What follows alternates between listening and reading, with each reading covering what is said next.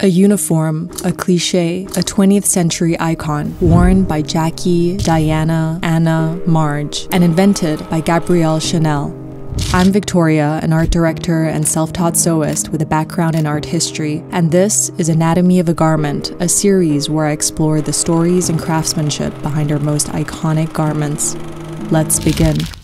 The Chanel jacket was born in the 1950s. At the time, Christian Dior's new look reigned supreme, celebrating theatrical silhouettes with cinched waists, padded hips, and full skirts. Gabrielle Chanel suits countered this, offering a starkly modular uniform, a three-piece suit set consisting of a collarless tweed jacket, matching skirt, and blouse. The jacket especially represented a new type of soft tailoring that emphasized a straight, boxy fit, devoid of the darts, shoulder pads, or interfacing typical of 50s tailoring. The jacket was hailed responsible for revolutionizing 20th century women's wear, establishing the hallmarks of the modern woman's wardrobe. The Chanel-style tweed jacket is composed of around 18 separate pieces, including the front and back, sides, sleeves, pockets, and linings. Every couture suit begins with a toile, a prototype made entirely of muslin. This is fitted, adjusted, then cut out without any seam allowances. These panels are then traced out with larger seam allowances all around. 1 inch at all seams, 1.5 inches at all hems and openings. Tweed tends to fray when you turn the other way, so these larger margins will give us more leeway. For those of you interested in making your own tweed jacket, I'll be uploading my own pattern to my Substack for you to download. Some tools we will need: thread, contrasting and matching, organza tape, about 1 centimeter wide, pins, needles, a gilt chain, hooks, and of course, tweed. After many days of deliberation, I opted for this one from Mesmer. For lining, I picked out this icy gray Dupioni silk. It's lightweight, yet gently structured, and brightens up my tweed nicely. Gabrielle Chanel first encountered tweed in the early 1920s through her romance with the second Duke of Westminster. During her stays at his Scottish estates, she would borrow his tweed jackets, discovering a comfort and ease that she found lacking in women's clothing at the time. Tweed, a coarse and heavy fabric with roots in Scottish and Irish traditions, typically featured earthy tones and classic patterns like houndstooth and herringbone. Working with Scottish mills, Chanel commissioned lighter, softer versions of the fabric, reimagining tweed as luxurious, expressive, and distinctly urban. With the tweed laid out in a single layer, I'm positioning each pattern individually, taking care to ensure hems are level at the notches and that the grain line follows the dominant motifs in the tweed. Once a first panel is cut, I'm flipping it over, micromanaging until the grids around the seam allowance match up with the grid on the fabric below. I'm pinning it in place, then cutting it out. At the shoulders, I'm transferring the dominant lines from the fabric at the shoulder seams onto my paper pattern. This can then be matched up to its corresponding shoulder and transferred over. I can then arrange this pattern over the tweed until all marks are matched up. To ensure an uninterrupted line across the chest and shoulders, I'm noting where the notch at the front panel ends, then making sure to start from that point for the upper sleeve pattern. Likewise, I'm noting where the notch on the back panel ends and begin the undersleeve from that point. Today, Chanel's tweeds are produced mostly in-house at Lesage, ACT3, and other maisons under their Perfection group. These artisans create over 100 tweed samples per season, incorporating unexpected materials like latex, raffia, and metallic threads to create fantasy tweeds. Artisans precisely map each thread intersection and weaving sequence, the complexity sometimes resulting in only 4 inches of a tweed being produced per day. Meanwhile, I cut out all my lining pieces, which, thankfully, didn't require any pattern matching. I added generous 1/4 inch margins to each panel to accommodate potential shrinkage during the quilting process. To prevent any unwarranted unraveling, I'm spending an extra hour or 2 overcasting all the edges of the tweed panels. I got the idea for this watching the V&A's video on Lauren Bacall's Chanel suit set from the archives. Her skirt features a hand overcast detail at the hems. With all edges secured, I'm thread tracing along the seam allowances using a quick running stitch.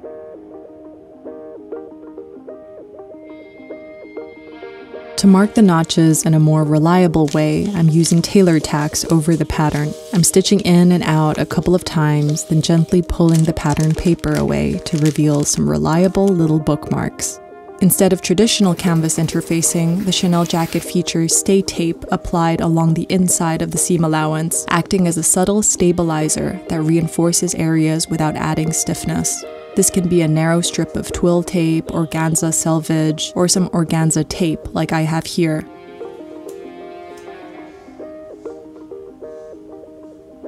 Using a fine needle and matching thread, I'm felling down the edge closest to our running stitch, catching just a smidgen of the tweed with each stitch. This keeps the tape in place while remaining invisible from the front.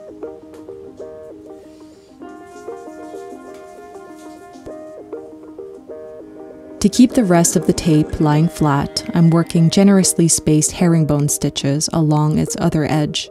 Throughout filming, I try to zoom in as much as possible on my hand stitches, but things might get a little squinty since I'm using matching thread. For a more detailed look at all of these hand stitches, I'll link to a recent video I did where I demonstrate these a lot more clearly. A flip to the front will reveal nothing. Now we're finally ready for some quilting. One of the signature elements of a Chanel jacket is the hand-sewn top stitching used to quilt the outer tweed to the silk lining. I'm placing a panel of tweed, wrong side down, over its corresponding lining piece. Following the dominant gray lines, I'm marking the start of each stitch, 2.5 inches from the top, 3 inches from the hem and all openings. At the machine, stitches are set longer, the top thread is matched to the tweed shell, and the bobbin thread is matched to the lining.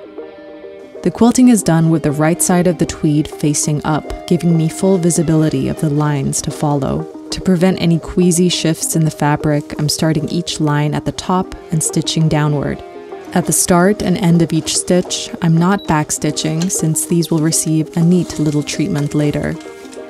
A couture house typically consists of 2 ateliers, one for the feminine art of dressmaking, flou, and another for the masculine practice of tailoring, tailleur. The tailoring atelier at Chanel creates structured garments, coats, jackets, coordinating skirts, and pieces with sleeves in general. It is led by the premier main. Under their direction, the petit main execute the finishing touches and intricate details. Now for those pesky thread ends. I'm tucking them away individually into the safe space between the lining and shell. Helping each pair tie the knot and trimming them down. This takes a bit of extra time, but it will ensure our lining looks as pristine from the inside as it will from the outside. With all the threads neatly tucked away, I can then trim the lining down to the size of the shell and give all seams a little fold and a pre-press.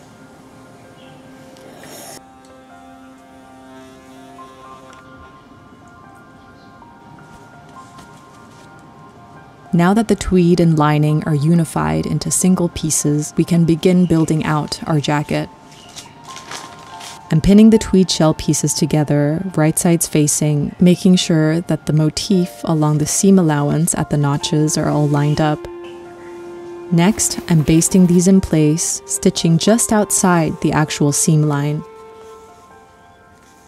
and removing the thread tray seam allowance from earlier. This is then brought over to the machine and stitched down.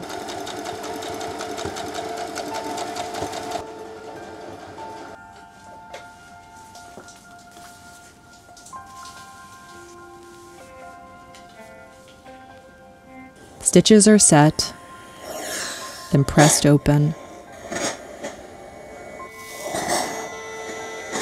To close the body lining, I'm pressing one of the seams flat, then folding the other pre-pressed edge over. These can then be secured using a felling stitch, effectively covering up all interior seams of the shell.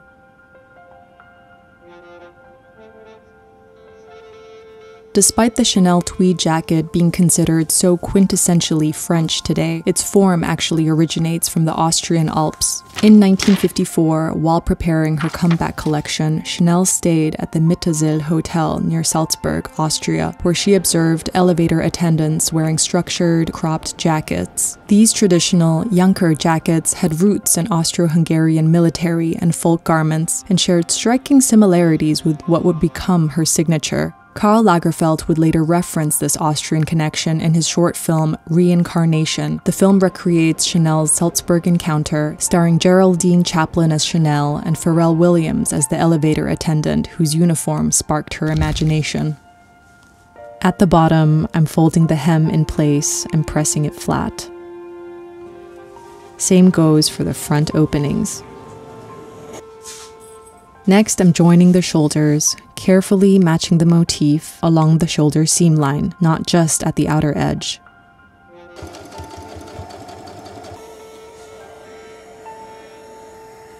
Then, following our earlier work, I'm folding down the neckline and pressing it into place. All of these edges can then be secured with herringbone stitches.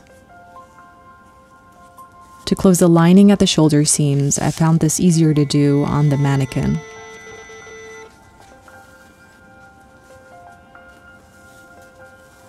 For the neckline, I'm carefully snipping the lining all around, then folding it down to leave just a thin piping of tweed all around. I'm doing the same along the front openings and at the bottom hem. Once everything is pinned in place, I can then start felling down all the edges. When Karl Lagerfeld was named the artistic director in 1983, he brought the Chanel jacket to a truly iconic and modern status, infusing it with humor, pop, and grandiose concepts. He played with the tweed jacket's proportions, volume, length, width, but was always careful to retain the hand-finished couture detailing. Karl essentially retained the DNA, but exploded everything else.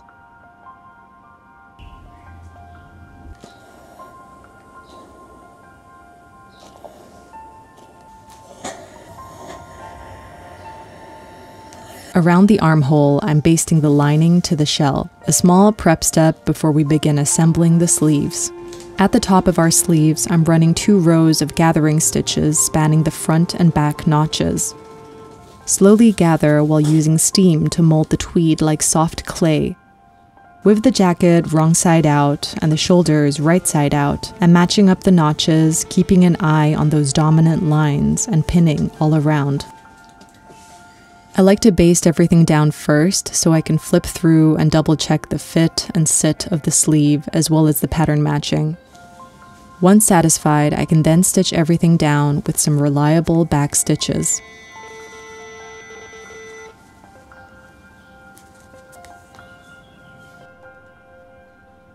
While Chanel tweed jackets typically don't have shoulder pads, a thin tube called a cigarette is attached between the sleeve and shoulder seam allowance to subtly shape the sleeve without looking overly tailored. This subtle addition creates a smooth, rounded transition from shoulder to sleeve, a bridge that tends to collapse when using pliable tweed without any internal interfacing. I'm rounding off the edges, then preparing the sleeve lining to be closed.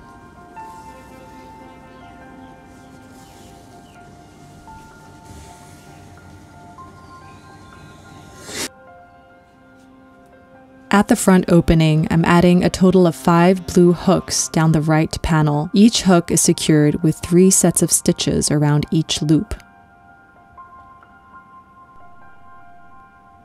For the eyes, I'm marking their respective placements, then stitching 3 foundational loops for each using thick black thread and whatever tool is available to help keep the loops unified. I'm using an elastic threader here, though a dusty pencil found under a shelf was another strong contender.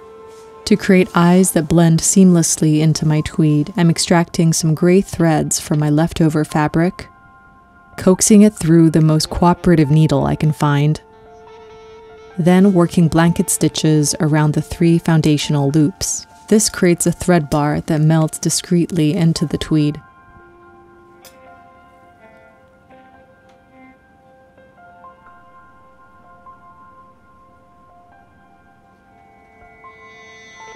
Now, we need pockets.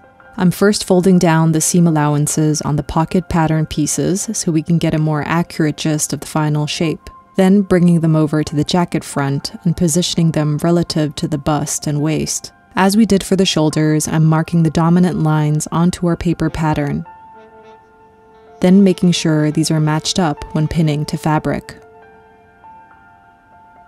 The inclusion of functional pockets in the Chanel tweed jacket was revolutionary in the 50s as it allowed women to carry small personal items, a radical concept when most women's clothing at the time featured false pockets as ornamentation.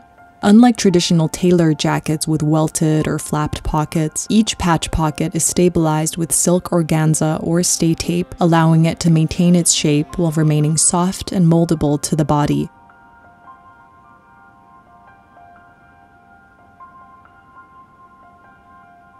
To build the pockets, I'm bringing over each lining piece and aligning it along the top edge, right sides facing. I'm stitching along the top, following the outer edge of the stay tape and leaving a sizable gap at the center for later. Seams are set, then pressed open. Still right sides facing, I'm pulling the lining down until it matches up with the bottom edge. Then stitch down, across, and up again. I'm trimming down the edges and excess, then through that cheeky gap we left earlier, I'm turning the pocket right side out.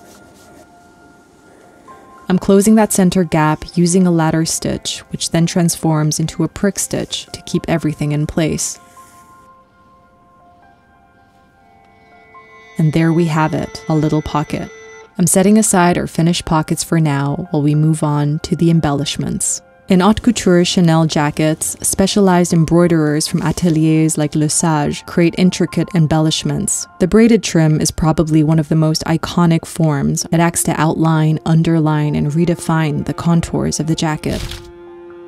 My braid strategy is to create a 5-strand braid using 2 strands extracted from my tweed. The other 3 strands are sourced externally to serve as shadows, midtones, and highlights. To keep everything organized, I'm securing all the strands belonging to one braid onto a piece of organza tape. My makeshift braiding station consists of a ribbon tied to a drawer handle with a background paper clamp's hook looped through it. The clamp can then hold our strands securely in place. A 5-strand braid is straightforward enough. Take the leftmost strand over the next 2 strands, then take the rightmost strand over the next 2 strands, leftmost over 2, rightmost over 2. Try to maintain a consistent tension throughout to ensure an even braid thickness. When finished with one, I'm tying off the ends to prevent any unraveling.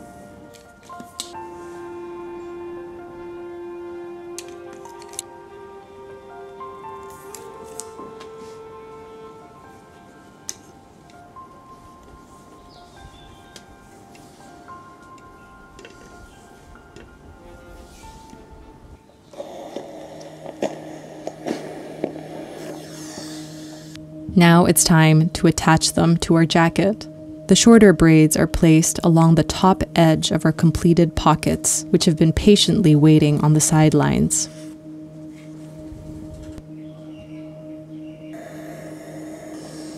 I'm positioning them atop the jacket body, carefully matching all edges with their surroundings. These are first hand-basted in place, then secured with invisible slip stitches.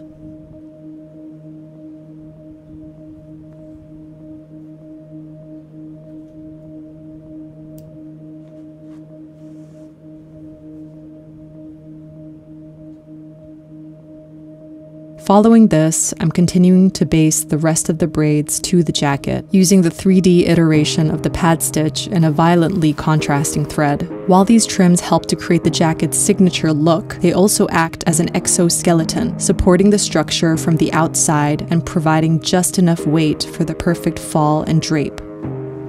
With all braids held in place, I'm using matching thread to secure them with pad stitches from behind. Up and out, down and back in, traveling through the layers to merge up and out again.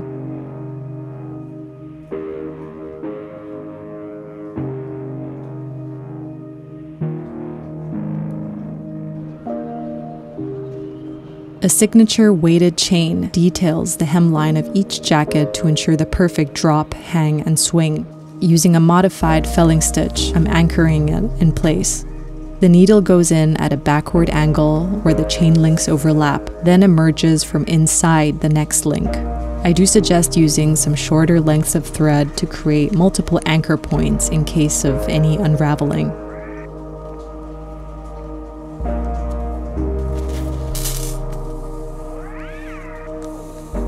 At the end, I'm snipping off excess links and securing the last few links in place.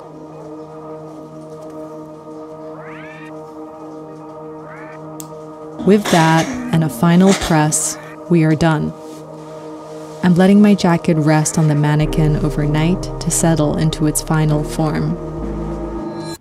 A series of intricate steps, from selecting the perfect tweed to crafting signature braided trims and patiently quilting old panels, has coalesced into one deceptively simple jacket. I've always wondered why the Chanel tweed jacket was considered so iconic, how it stayed relevant for so long. It was only in the process of researching for this project that I really began to understand the soft power emanating from this lady who lunches. Thank you so much for watching. If you enjoyed this video, don't forget to subscribe, give it a like, and let me know in the comments. What's your take on the Chanel tweed jacket? Which classic garment should I feature next? Take care, and I'll see you in my next one. Bye!